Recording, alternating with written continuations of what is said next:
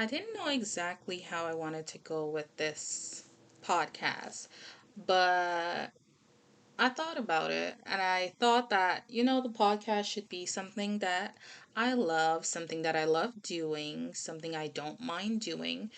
And that is absolutely reading. I love reading, especially with the whole pandemic when it started. Reading was something that I found very comforting. And it's something that, you know, I could go on and on and on about. Um, and what goes better with reading and relaxing than wine? That's how Unwind with Ebbi was made. All right, so this will be my kind of like introduction teaser kind of thing. So the first book that I chose to kick off this podcast series is Meet Cute by Helena Hunt. And I find this book to be it's very cute, uplifting, quirky, funny, just the type of thing that you'd like to happen to you in real life. But yeah, I when I first saw this book, there there was some bad reviews on it. So, like I went into it not knowing exactly what to expect, but I was pleasantly surprised. Like I enjoyed this book thoroughly. With that being said, for today's episode, the wine that I will have along with, talking about this book. So that's Lolea, and it's red sparkling sangria, hmm, and it's a Spanish red wine. All right. So I got this from the local LCBO, which is the Liquor Board of Ontario. If you live in Canada, you know what I mean. I got this from my local LCBO, and it's a really cute bottle. It looks like, I don't know if you know what that Minnie Mouse, the Minnie Mouse pattern looks like with the polka dots and the red. That's what it looks like. I haven't tasted it yet, but I will try it today. And this will be our wine for tonight. It's best enjoyed over ice and served cold. So this will be our wine for tonight. While we talk a little bit about this book, um, I'm just gonna start with the beginning of this book. Okay, so the main characters in this book is Caitlin, Dax, Emmy, and the aunt, and it's like it's such a weird way of meeting someone. Um, so Dax was this child star who Caitlin grew up watching, apparently. The book begins with somewhat of like an awkward meeting of, Caitlin and Dax. So she was this young adult woman who just started college. When you just started college, you're like roaming around the campus. You're not really paying attention to anything. You just want to get to where you're going and, like, you know, figure out things. So basically, she was on her way to her class and she was listening to her podcast, earphones in the ear, walking, minding her own business, but not so much. And she walked right in the center of a frisbee game between this guy and his friends. So, if that wasn't awkward enough, like walking between someone's frisbee game and probably getting smacked in the face, this girl, she was on the defense thinking that she was, in the right. Turns out she wasn't really, because she wasn't paying attention to where she was going. And oddly enough, she realized that this guy was her childhood slash teenage TV crush. She went completely berserk and went fangirling over him. So what happened was, she started like going into a complete rant, and she was like talking, and she was in this really high pitch, like she was like excited, right? So she was talking about him and talking about the TV show and how she really liked his TV show, and she could not believe that she ran into him, and completely, you know, was oblivious to everything else around him, to the point where he was like whispering to her, trying to get her to calm down and trying to tell her, I'm trying to fly under the radar right now. I'm not really trying to be recognized by anyone. And it was completely funny because she didn't realize she was even, so loud. And it turns out he was just trying to live like a normal low-key life, escaping the whole TV show persona and that type of stuff. So him and her were such a cute little, you know, a cute little thing. They had a thing going. They were never a couple at that point in time, but they had a thing going where they were like going back and forth in class, because it turns out this guy was in her law class, and they would, have back and forth banters about arguments, like defending, each other and going up against each other as opponents and that type of stuff. And she turns out I believe it was her dad that died. I do believe it was her dad that died. And she was in a position where she had to leave her final paper with him, and, you know, go and look after her dad. So she did that, and she trusted him because even though they had that little banter thing going, it was, their thing. They were like having moments, cute moments. And he was supposed to turn in that paper. Now, I'm not going to ruin the story for you because later on, you guys are going to find out what happened. So, years down the line, turns out she got second to him in the class. He came first, she came second. And that's because, her papers got turned in late. I'm going to take a little wine break and sip here because this is where the juicy part starts. Okay, so moving on forward to, a few years later, she gets into this law office, and she was a part of this law firm, and he went his own way, became a part of another law firm, right? In walks this couple with their child, who happens to be, an inheritant of a lot of money because she's also a child star. And she is put in charge of this girl's trust fund. Okay? Now, when I tell you Faith has a funny way of doing things, Fate has a really funny way of doing things.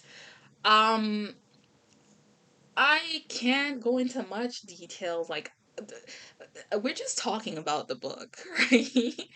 um, I'm not trying to give you the whole book. I'm just trying to, have a little conversation, talk about the book, and, do this like a little book club thing.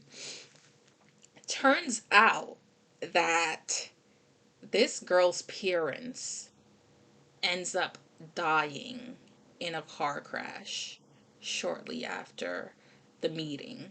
And it was heart-wrenching.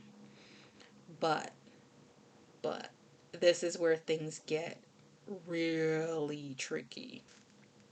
So, after this girl's parents died, uh, Caitlin, who was the owner of the trust fund, was put in charge of her money and put in charge of distributing said money to the individual who would have to take care of the child, right? So Oh no, I'm getting ahead of myself. Sorry. Okay, so it turns out when she walks into the office, it wasn't the child that was with her. So sorry about that. It was Dax, the childhood TV crush that was with the parents.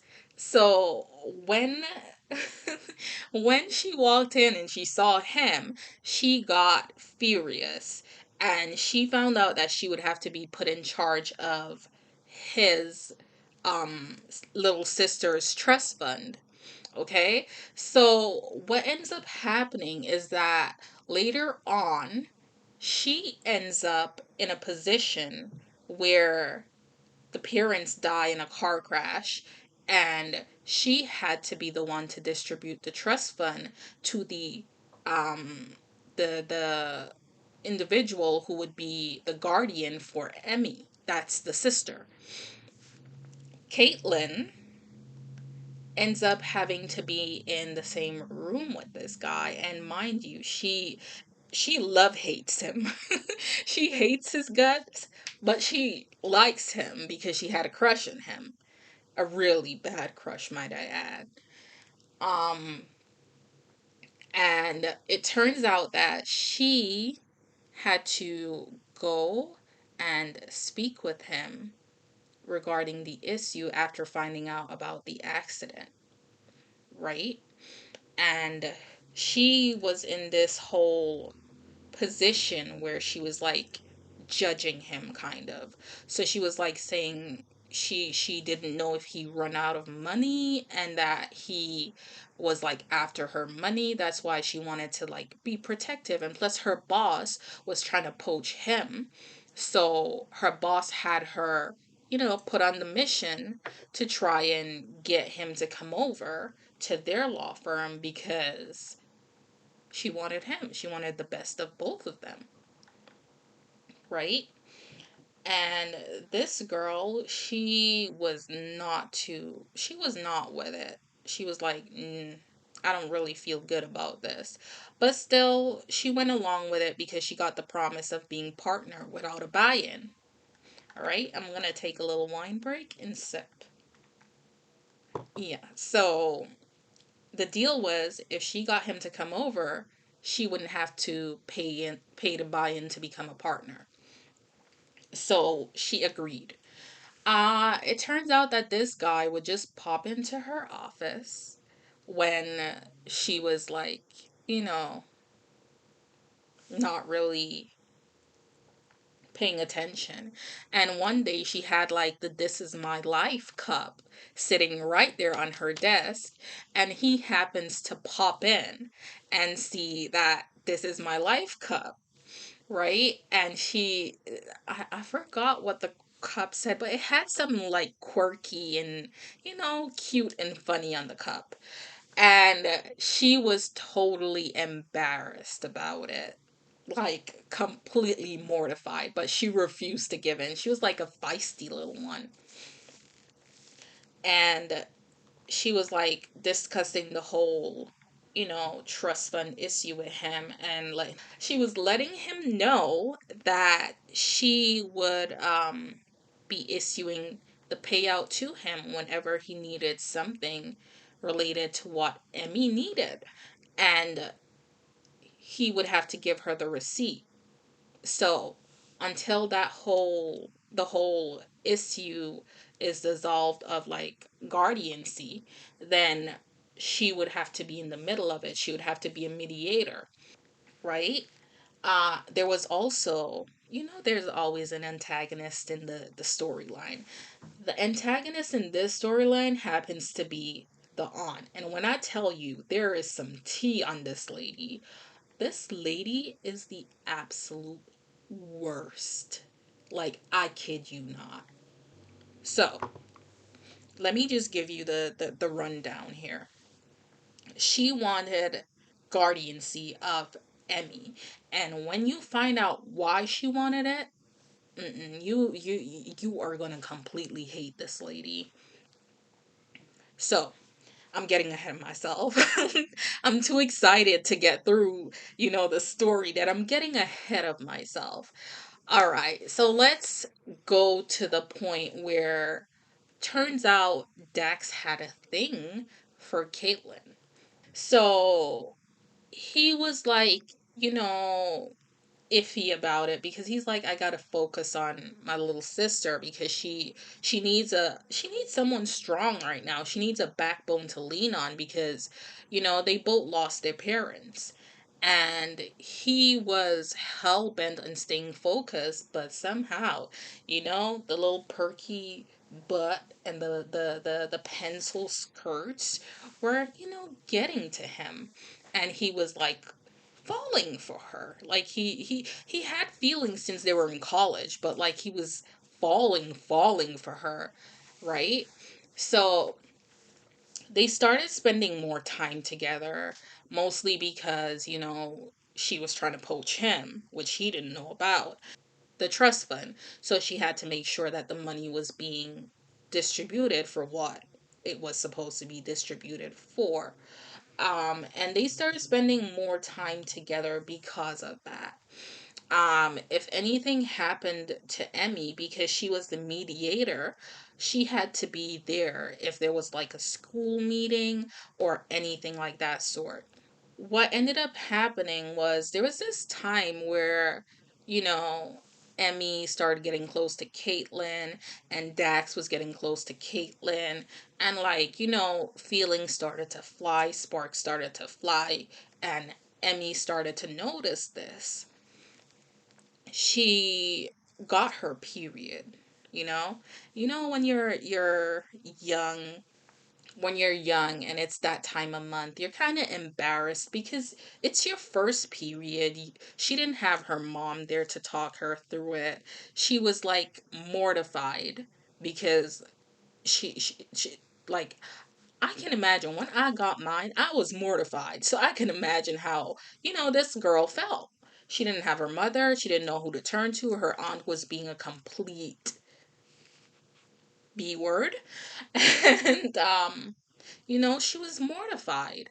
Um, Turns out that, Dax wanted to be the brother that was like involved and, wanted her to be able to talk to him like they used to before because they used to have a really close relationship before he had to take on the role of being her parent at just 26. He asked her what was going on after like a long time of him asking and asking and asking. She finally gave in and told him, I got my period. He went to the store to go get her some, sanitary napkins for her period. Turns out he did not really know what he was doing, but let's take a sip of wine and we get into that tea. So he didn't really know what he was doing. He ended up having to call Caitlin to help him. And he felt bad because it was like a Friday night, as a working person and you work like Monday to Friday. You want to relax on Friday nights, you want to unwind. So he felt bad that he was disturbing her while she was trying to unwind. She was like, don't worry about it. It's completely okay. Like, I'm here for Emmy. She meets him at the pharmacy and she goes in and helps him choose the right, products for Emmy. She goes back to the house with him in order to explain to Emmy how they should be used and try to like, give her some form of solace, like comfort her in a way. And she does a pretty good job at it. Now, they end up talking the night away and talking and talking and talking. Time goes on, they start getting closer, they start spending more time together, and Emmy is at the middle of it. So, what ends up happening is that Emmy was, she's just a little daredevil. She was trying to set up Caitlyn and her brother because she really loved Caitlyn. And she tried to get Caitlyn, you know, to come to everything that she was involved in. Caitlyn and Dax ended up having a little secret fling behind Emmy's back. This started with a very steamy romance scene, a very steamy sex scene. Oh my god, like it's you gotta read it to understand to understand what I'm saying. And it went from being that to going to her basically, hanging out with Emmy on her own. She takes Emmy to the mall with Dax one day. Um, and Emmy had to shop for prom, I believe it was. And she went in with Emmy. Emmy had to go get some, bras and underwear. And, she was telling Caitlyn this. And sorry, Dax wanting to be in on the whole situation that's going on, decides, hey, I want to know what you guys are talking about. And that's where, like, Emmy was like, fine, I need to get some bras. And he's like, oh, okay, you two can go on in there. I'm just gonna sit my ass out here, right? Which he did do. So Caitlyn went in with Emmy and he gave them his credit card in order to buy some underwears and stuff. When Caitlyn got some underwears, um, it said "Be Wild," I believe, on the back of it, or something like that, along those lines. Anyways, Caitlyn ended up staying the night. When they got home, she had on her It's My Life t-shirt because this girl was like a fangirl. She owned everything It's My Life. So she had on the It's My Life t-shirt and she was like, oh, I think she got her shirt ruined. And he's like, that's okay. We have a bunch of souvenirs in the garage that my mom intended on keeping. So he took her to get, some stuff from the souvenir. And he was like, oh, I'm missing an important part. When they went into that store and she saw that cup with the It's My Life and it chipped. And he was like, don't get that because we have a bunch of them. And she's like, are you kidding? It's hunting for stuff like these that makes it exciting. And she got it. And he wasn't too happy with the fact that she got it. But she did. They ended up going back to their place after she helped Emmy find an outfit. They ended up, you know, doing the good stuff. And he and her were like, we can't let Emmy know what's going on. And Emmy was like in her room and she needed to get out. She she basically was trying to make it look like they went for a walk before they had sex. They were trying to make it look like they went for a walk. And Emmy basically came out of her room to go down to get some snacks. They were like, oh my God, she has to go, but how can she get out of there if Emmy's still downstairs? Emmy ends up going back to her room and Caitlyn ends up being able to slip out. This is where things begin to go downhill. Emmy's aunt was a compulsive gambler. She was like hell bent on getting a hold of Emmy's trust fund because she wanted the opportunity to get that money to go to Vegas and gamble away this child's trust fund. She had that under her wrap. She wasn't telling anyone about it, but she was trying to make it hell for Dax. She was trying to like bring Dax up as this playboy philanthropist and like trying to make him look bad. So she was like trying to find holes to like dig up and bring this to like media attention, bring this to the lawyer's attention, and even went as far as suing for custody of Emmy just because she wanted the child's money. Think of it this way: imagine your family just passed away. Why are you going to make more grief for a grieving family by putting them through such a thing, such as a lawsuit? After she went through this whole process of trying to slander this guy, she even went as far as stealing this little girl's journal, going to the making friends with the therapist, the psychologist, to try and get information about the child, about what she was talking about at home. She planted liquor in this child's locker at the party and then had them go search for said liquor that she planted. This child was she was just mortified at all the things that her aunt kept doing to make her feel so bad. And she even went as far as lying and saying this child didn't have clothes because she wore a hoodie that had holes in it, and it turns out it was the child's favorite hoodie. She went as far as saying that, Dax would not pick up Emmy on time. He's not a fit parent, he's not a fit guardian, he shouldn't have her. There's a point in the book where all hell breaks loose for Dax and Caitlin.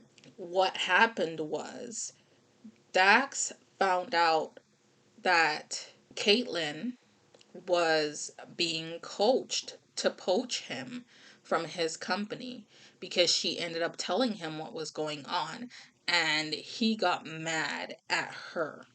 So at one point they go their separate ways. She distanced herself from him. He distanced himself from her. This is after they went to their little trip and their little sexcation. That's what we're gonna call it, a sexcation. What happened was Caitlin made it her business after they had that whole meltdown to try her best to patch things between him and her. She went to the school. She ended up finding some really bad information about the aunt. She found out that the aunt was a compulsive gambler and that she was planning to send Emmy to boarding school once she got a hold of her, try to gamble her money away. Caitlin brought that to the attention of Dax and to the attention of, the lawyers, which they were able to eventually win this case against the aunt because of that information. In the end, Dax and Caitlin get their happy ending for their meet cute. I found this book to be cute and uplifting because at the time when I read this book, I was going through a rough time where I was like not feeling like I was ever gonna find love. It's just weird because I am very eccentric myself and I find myself to be very awkward, and this made me feel like uplifted in a way. It helped to ease that tension of knowing that although you're weird or quirky, it is possible to find love. I know it's just a fictional book, but the way how it's portrayed, it's like something as simple as a meet cute that you had years ago with someone who you never in a million years would expect to meet. You could possibly end up finding love somewhere along that line. And it just shows you never give up on like something that you truly believe in, because and I'm missing one important part. She held a grudge against him for years, which turned out it wasn't even his fault. So she held this grudge against him thinking that she came second to him because he intentionally turned in her paper an hour behind deadline when it should have been turned in on deadline. And it turns out he wasn't able to make that class himself. So he gave both papers to his friend, and his friend was the douchebag who turned in her paper an hour later than his to try and give Dax the heads up. That, and plus the finding out that her company was trying to poach Dax before they were trying to poach her, and she only got that job because he turned down that opportunity. That made things go sour between them, and that's what caused the disruption with the whole, everything blowing out of proportion before they were finally able to get back together and come back together. This book is just, if you're going through some things in your life that seem impossible, this book gives you that hope that anything is possible. You can be in the worst position, the worst place in your life. Just keep believing in yourself, even though obstacles may come towards you, and believe that you can do it. And it definitely is an inspiration to read such a book. I think Helena is a really great author. I absolutely loved this book, and I hope you guys get the chance to read this also. And I think for next week's episode of Unwind with Ebby, we will be touching on another book. Next week, I want to do a book called Awkward. And trust me when I say this one is a funny and unexpected and completely, it has so much twists and turns, and I think y'all will love it. Look it up. Awkward. Anyways, I'll see you guys next week on the next episode.